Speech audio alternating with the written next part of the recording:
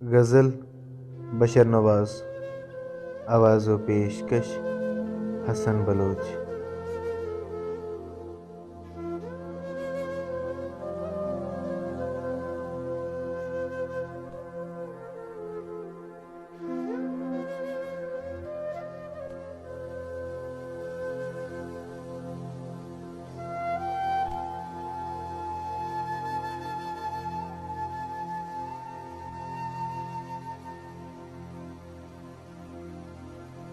दिल के हर दर्द ने अशआर में ढलना चाहा, अपना पैरहन बेरंग बदलना चाहा।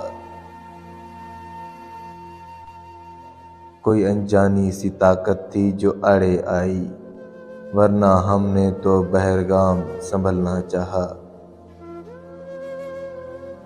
चाहते तो किसी पत्थर की तरह जी लेते, हमने खुद मोम की मानंद पिघलना चाहा।